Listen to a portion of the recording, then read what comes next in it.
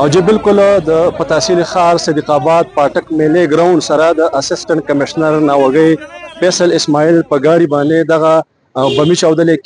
بمی چاودنه شوې ده ویل کېږي دا هم چې دغه خودکش دماکه ده په دغه کې پولیټیکل تحصیلدار عبدالوکیل خان دغه رنګ اسسټنټ کمشنر ناوګي سب ډیویژن فیصل اسماعیل او د دې سره سره یو پولیس اهلکار او یو عام وګړی چې دی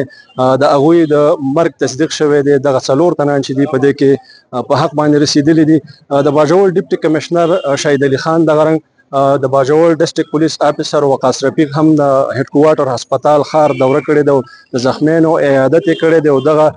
مردخانې ته هم ورغلي دغه مړو تصدیق هم شوی دی په دې کې ان اپیشلی د 11 تنانو د زخمی کېدو هم اطلاع دي دا هډ کوارټر هسپتال خار ته ځنې زخمیان چې دي هغه راوړی شوي دي چېرته چې د هغوی علاج روان دی یو ځل بیا چې د باجوړ په صدیق آباد پاټک کې دغه بمي چاودنه شوې چې پکې اسسټنټ کمشنر ناوګي سب ډیویژن فیصل اسماعیل او دغه رنګ پولیټیکل تحصیلدار ناوګي ډیویژن مامون او عبدالوکیل خان دغه شانته کې ورسره یو پولیس اهلکار او یو عام وګړی چې دی هغه په حق رسېدلي د 11 تنانو د زخمي